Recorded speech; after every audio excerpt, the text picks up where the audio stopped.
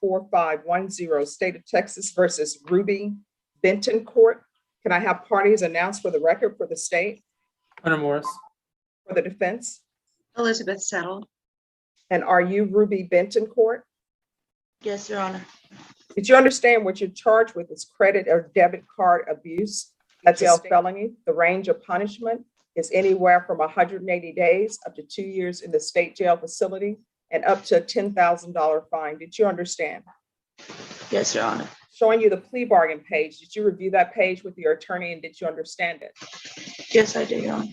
According to the plea bargain agreement, the state is requesting a $1,500 fine, recommending deferred adjudication, taking consideration 2021 CR 4511, restitution to be determined to Erica Hines, ERIKA HAYNES, restitution to Jade Flores. Did you understand that to be the plea bargain agreement, Ms. Benton Court?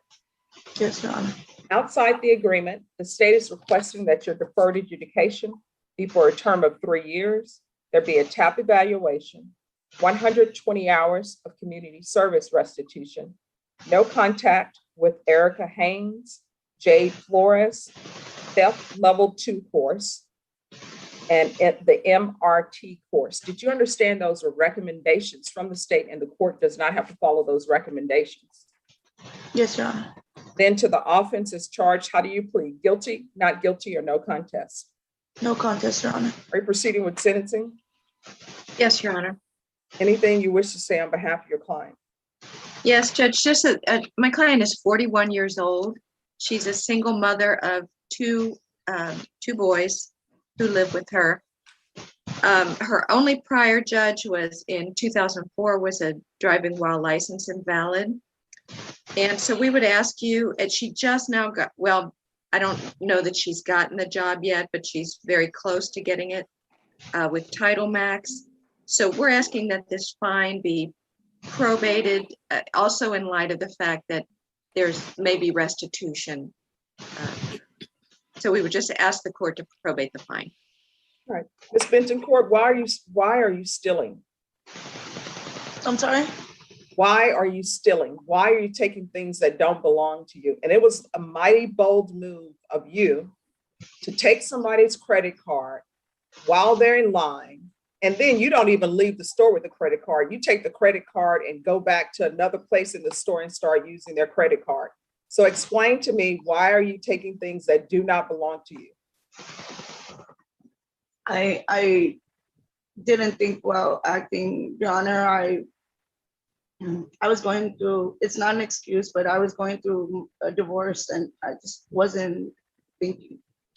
There are many of people who've gone through divorce. I think like 70% of the people end up divorced.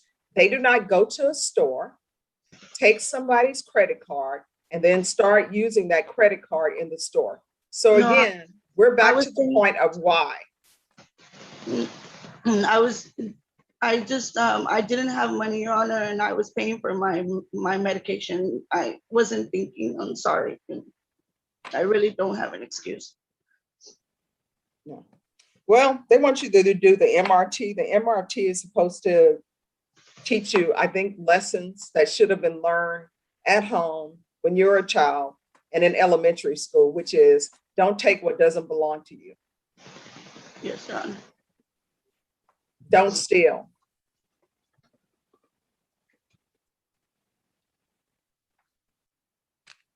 Do you have employment? Yes, Your Honor, I just got hired with Title Max. And what are you doing at Title Max? I'm a customer service rep. I was originally gonna go in as a customer service representative, but they offered me a manager position. Yeah, but that does not tell me, what are you doing at Title Max? Oh, I'm sorry. We do loans, car title loans. We offer loans for titles, for car titles. So let me just tell you the problem I have right now. The problem I have right now is she was at a store. She took somebody's credit card and used it. Now she's working at Title Max, which I'm assuming, I've never been to Title Max. I'm assuming that when they're giving people loans, they get their social security number and potentially get their credit card information, and they're making her a manager. That's an issue for me. So, Ms. Bentoncourt, do they know that you have this theft case and they put you in charge of management where you're dealing with money and loans? I'm barely getting hired, Your Honor. I'm not completely on yet. And the fact that when I was in the store, I found the credit card and I used it. No. Because I read the police report. What ends up happening is the lady's credit card is not working. You are behind her. And so she puts her credit card down because she's probably frustrated, trying to figure out why the card is not working. And then she thinks she's lost her card. She's like, I just had it here. Where is it?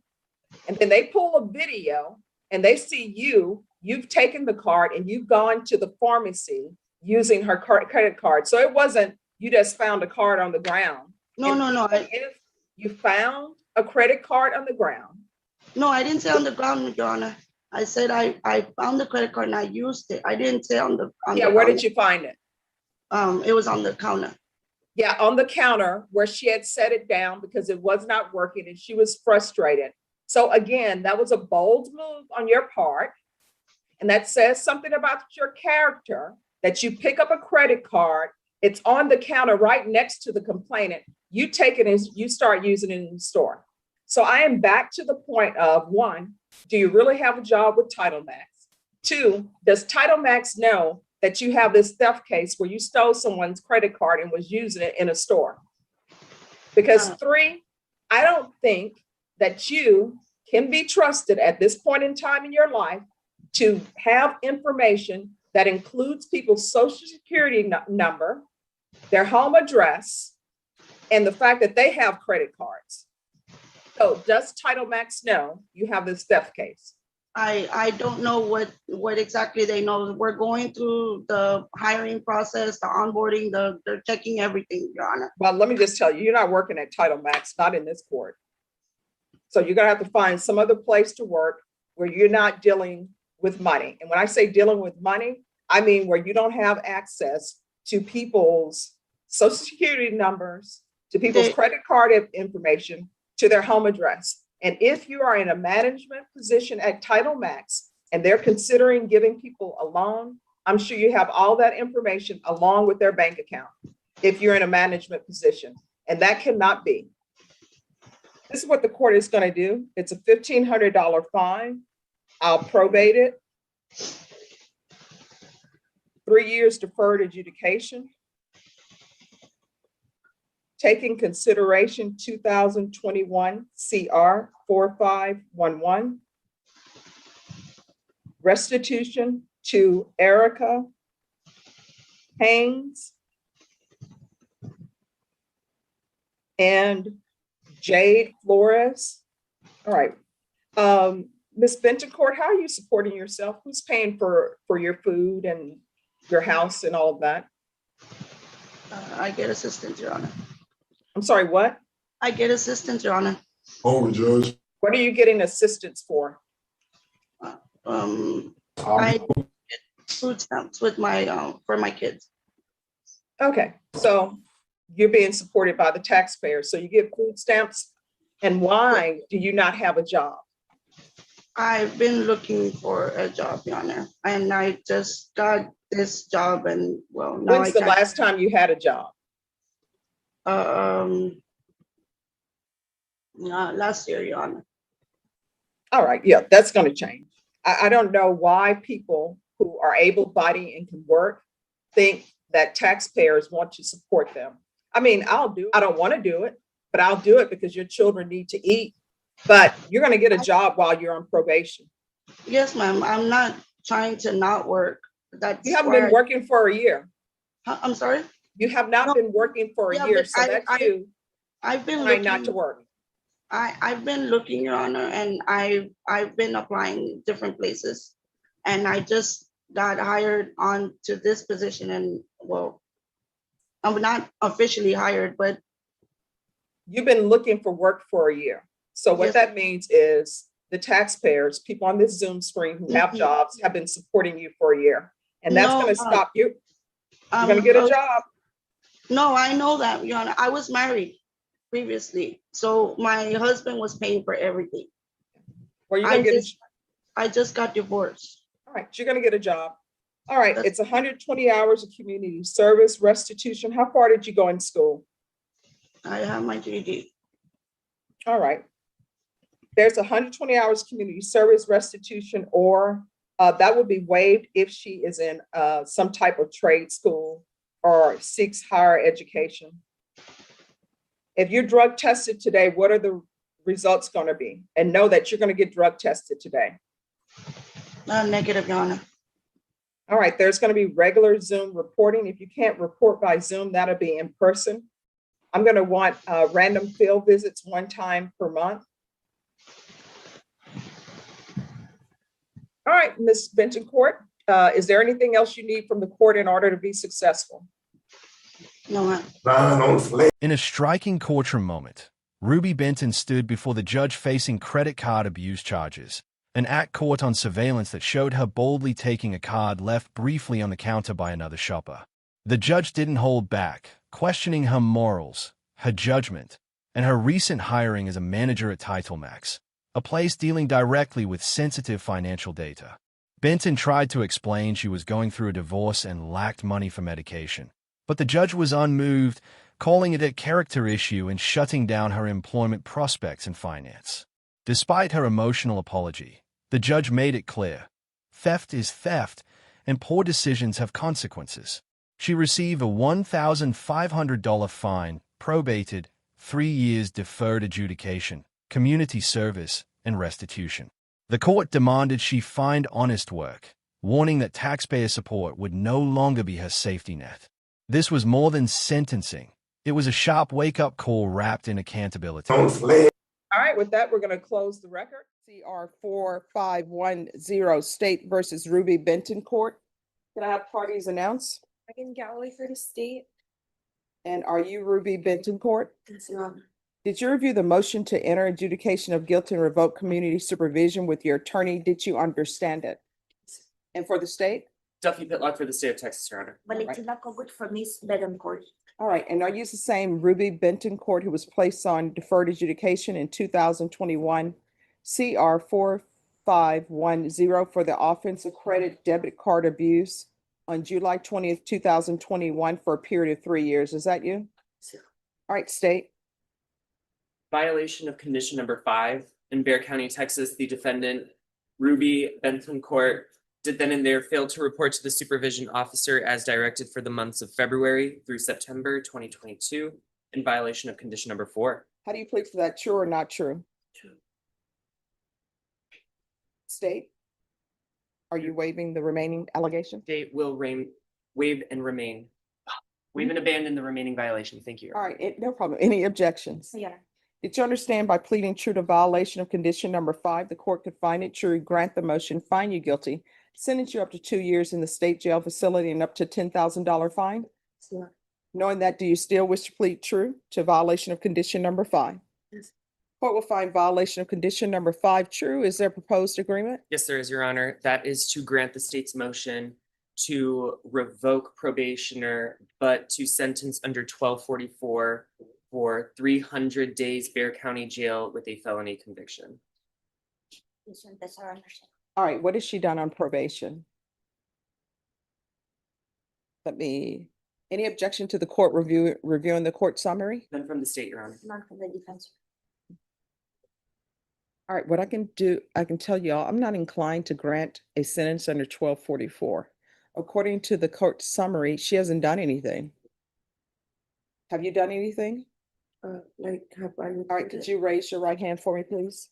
Do you solemnly swear or affirm the testimony you give will be the truth and nothing but the truth so help you God? Yes, Your Honor. All right, did you report? Yes, Your Honor. Well, they say that you've been missing since February 2022. Did you report February of 2022? I don't recall, Your Honor, honestly. March, April, May, June, July, August, September? I reported the first year. And then you just stopped reporting. I was under the assumption that it was only for a year, Your Honor. No, you were not under that assumption. Let me tell you why you were not under that assumption. Because your probation was extended. So that means that you know that. What do you? No. Okay. So you haven't done anything. Yeah, my understanding, she had a family situation. Her dad passed away. And my understanding was during COVID. All right, I'm not inclined to give you a 1244 because you haven't done anything. It says here, on the court summary, you didn't report for the months of February through September 2022, November through December 2022, January through March 2023. Field officers have made 11 field visits during this time. They made frequent contact with you, telling you you need to report. And they're like, your last report to probation was a virtual office visit in October. And they said it was an intervention urging you to report. And it says the probation officer has responded with phone calls and texts. And their last time they made a phone call was February 2023, and the recording stated that the phone number was out of service. Did you do any community service hours? No, Your Honor. Did you complete the theft course? I registered for it. He was supposed to tell me where to go, but he didn't. All right, so she hasn't done anything. So I don't think she's appropriate for a 1244. All right, the court is going to grant the motion, find you guilty, revoke, and the court will sentence you to 12 months in the state jail facility. Give you credit for any time served. All right, good luck to you. When you're released from, I'm sorry, I'm going to add the therapeutic community because I know there's a drug issue as well. All right, thank you. In a tough but unsurprising turn, Ruby Benton found herself back in court, this time for violating the terms of her probation tied to a previous credit card abuse conviction. Despite being given deferred adjudication in 2021, she failed to report to her probation officer for months, skipped community service, and didn't complete her theft education course. The judge, clearly frustrated, called out her total lack of compliance, pointing to missed visits, unanswered calls, and zero progress. Benton claimed she misunderstood the length of her probation and cited family hardship, but the court wasn't buying it. With nothing to show for nearly 2 years of grace, the judge rejected any leniency. Her probation was revoked, and she was sentenced to 12 months in a state jail facility with the added requirement of a therapeutic program. The message was loud and clear. Second chances come with strings and responsibility.